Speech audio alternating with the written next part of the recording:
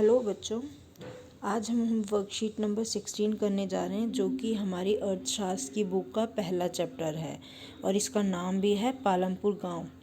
तो इसमें आप पढ़ोगे कि एक गांव है जो कि काल्पनिक है, मतलब इमेजिनरी है। वो गांव का नाम नहीं, वो जो गांव का नाम है वो इमेजिनरी है। बाकी उसमें जितनी भी क्रियाएं होती हैं या जितने भी सारे काम होते हैं वो काम हैं जो हर एक गांव में किए जाते हैं। तो चलिए शुरू करते हैं। पालमपुर गांव की कहानी एक काल्पनिक गांव है जहां चलने वाली सभी आर्थिक क्रियाओं का वर्णन है। मतलब जितनी भी क्रियाएं हैं वो सारी आर्थिक क्रियाएं जिनसे हम अपना जीवन यापन कर सकते हैं। ये भारत के हर एक गांव में चलती हैं।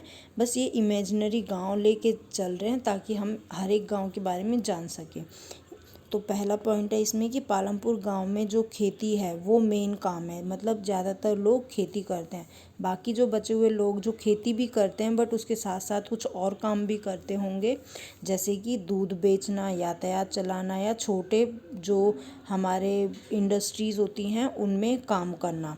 ये सीमित मात्रा में चलती हैं क्योंकि गांव में इतना बड़ा एरिया नहीं होता कि वहाँ पे बहुत बड़ी बड़ी फैक्ट्रियाँ चलें। वहाँ छोटी छोटी फैक्ट्रियाँ चलती हैं जिनमें लोग काम करते हैं। दूसरा पॉइंट है गांव में जिस तरह की फसल उगाई जाती है तथा जैसी सुविधाएं उपलब्ध हैं उससे पालमपुर पश्चिमी उत्तर प्रदेश में स्थित किसी गांव सा लगता है। इसका मतलब ये है कि हमारे जो भारत का उत्तर प्रदेश के पश्चिमी उत्तर प्रदेश जो क्षेत्र है वहाँ पे खेती बाड़ी जो है वो बहुत अच्छी होती है। इसलिए यहाँ पे बोला गया है कि उनको ऐसा लगता है कि ऐसा कोई गांव, अगर पालमपुर जैसा कोई गांव होगा तो वो उत्तर प्रदेश के पश्चिम भाग में होगा। पालमपुर गांव के आसपास गांव और शहर से अच्छी तरह से जुड़ा हुआ। पालमपुर गांव जो है वो बाकी गांव, उसके आसपास जो गांव हैं उससे और बाकी शहर जो हैं उससे भी अच्छे से जुड़ा हुआ है। जैसे रायगंज एक बड़ा गांव है जो पालमपुर से 3 किलोमीटर दूर है। जैसे मैंने अभी आपको बताया, क्योंकि पालमपुर एक इमेजिनरी गांव है बट उसके बारे में बताया गया है कि उसके आसपास भी गांव और शहर हैं जिनसे वो अच्छे से जुड़ा हुआ है। जिसमें सबसे बड़ा जो गांव है वो है रायगंज, जो कि पालमपुर से सिर्फ 3 किलोमीटर दूर है। वहीं गांव के पास जो कस्बे में भी शाहपुरा है जो कि पालमपुर से पक्की सड़क से जुड़ा हुआ है। कस्बे होते हैं छोटे शहर, तो उसमें जो शहर का नाम है वो है शाहपुर और ये भी पालमपुर से पक्की सड़क से जुड़ा हुआ है। कच्ची सड़क नहीं है, पक्की सड़क से जुड़ा हुआ है। और यहाँ पे अलग अलग जातियाँ निवास करती हैं और यहाँ पे टोटल जो परिवार है वो है 450 परिवार जो एक गांव में रहते हैं। यहाँ पे अगर हम आगे देखें तो तमाम घरों में बिजली की सुविधाएं। ये जो गांव है इसमें बिजली सबको मिलती है। खेतों में ट्यूबवेल बिजली द्वारा चलते हैं तथा वहीं व्यवसायों में भी बिजली का प्रयोग होता है। वहाँ पे जो ट्यूबवेल जो होते हैं जहाँ से पानी निकलता है वो बिजली की सहायता से चलते हैं। और जो छोटे मोटे व्यवसाय होते हैं वो भी बिजली से ही चलते हैं क्योंकि जितनी भी फैक्ट्रियाँ होती हैं उनमें बिना बिजली के तो काम कर ही नहीं सकते। पालमपुर गांव जो है वहाँ पे 2 तो प्राइमरी स्कूल हैं और एक हायर स्कूल है, मतलब 10वीं तक का स्कूल है एक।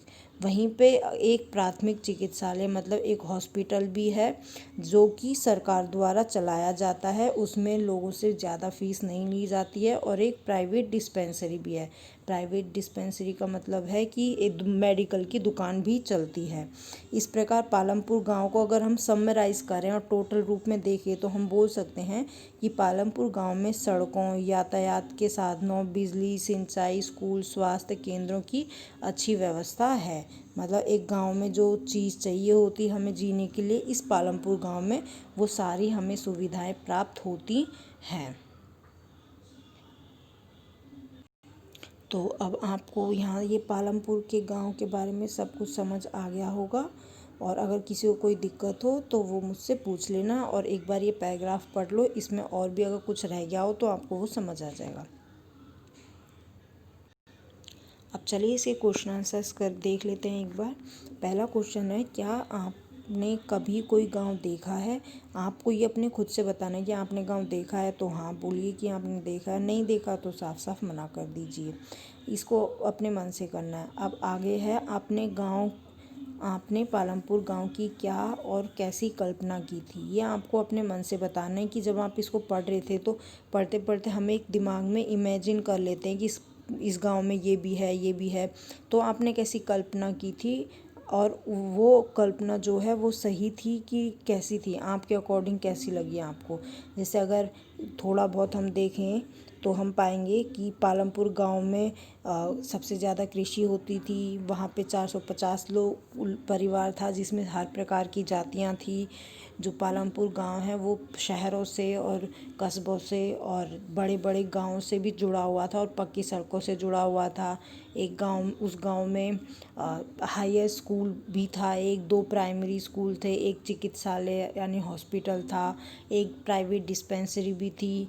कहने का मतलब है कि वहाँ पे सारी सुख सुविधाएं थी। दूसरा क्वेश्चन आपका, पालमपुर तथा भारत के लगभग सभी गांव में आज भी कृषि ही मुख्य व्यवसाय है, इसके क्या कारण हो सकते हैं। इसका आंसर आपको खुद लिखना है कि पालमपुर हो या मतलब कोई गांव हो या भारत के सभी गांव में कृषि जो खेती है वही मेन व्यवसाय क्यों है।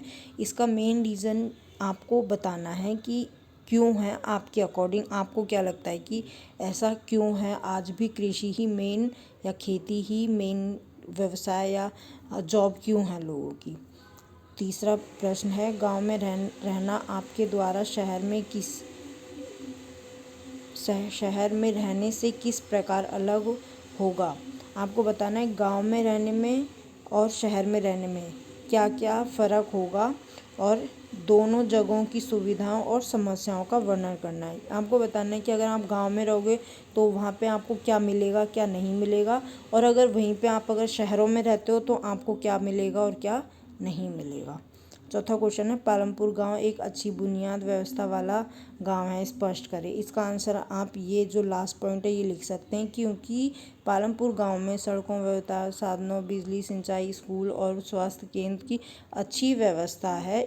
और यहाँ पे कृषि सबसे ज़्यादा जो मेन क्रिया है वो है, तो इस वजह से हम कह सकते हैं कि यहाँ पे सारी बुनियादी व्यवस्थाएं जो हमें बेसिक नीड्स चाहिए होती है, अस्पताल है, स्कूल है, बड़े बड़े शहरों से ये जुड़ा हुआ है और बाकी बिजली है। तो इस वजह से हम कह सकते हैं कि हमें गांव में, पालमपुर गांव में एक अच्छी बुनियादी व्यवस्था वाला गांव लगता है। इसके बाद किसी को कोई दिक्कत हो तो वो पूछ लेना, और अगर इसके बाद भी किसी को प्रॉब्लम आए तो पूछ लेना।